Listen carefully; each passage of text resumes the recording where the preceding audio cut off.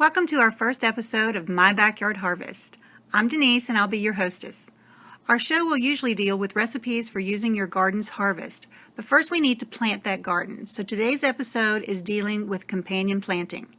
As you get your seeds started for this year's garden, also plan for how they will be arranged in the garden. Companion planting uses the natural properties of plants to enhance the growing of other plants or to protect them from pests. Some of the most popular plants in a home garden are tomatoes, peppers, green beans, corn, cabbage, and cucumbers. Let's start with tomatoes. Tomatoes have lots of good companions, especially herbs. Herbs act as an insect repellent for whiteflies, mosquitoes, spider mites, and aphids, but they also attract bees for improved pollination. Basil, borage, chives, and mint are tomato friendly. Or you can create your own insecticide by burying garlic 1 inch in the ground around your tomato plants. Flowers make an excellent garden edging as well. Marigolds and nasturtiums repel nematodes, tomato worm, and squash bugs and beetles. They may also ward off fungal disease, and they do not compete for the nutrients. Cucumbers, onions, and peas are also good neighbors for tomatoes. Plants to avoid or bad companions include cabbage, cauliflower, broccoli, Brussels sprouts, and other plants in that family. These can inhibit tomato growth. Not to say they can't be in the same garden plot, but they should be separated. Corn shares common enemies with tomatoes, so keep those two separated to minimize any infestation. Fennel inhibits tomato growth. Potatoes may cultivate a susceptibility to early and late blight fungus and are best not planted next to your tomatoes. Then we have peppers. Peppers have mixed reviews. They are in the same family as tomatoes, which usually means they would benefit one another, but then some say they may build up blight fungus in the soil and are best planted separately.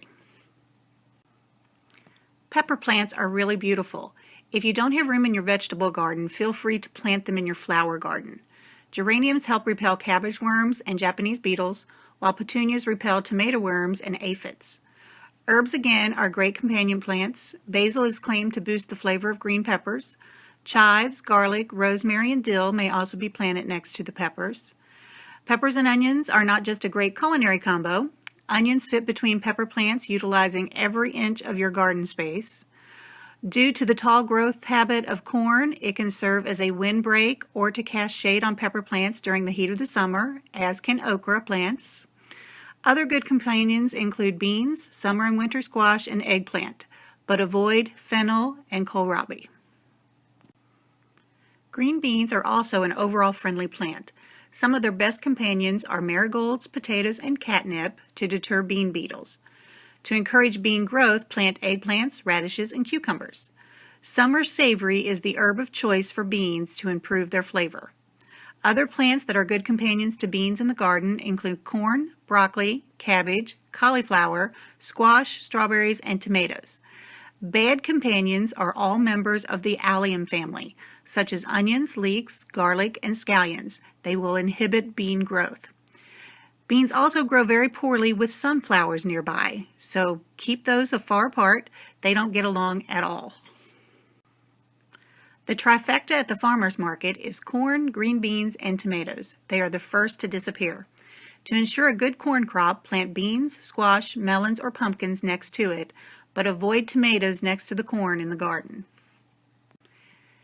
Cabbage and cucumbers round out the garden as the most common plants for home.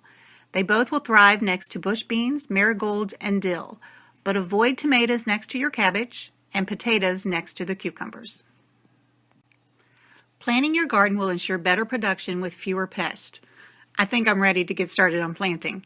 Thanks for joining us.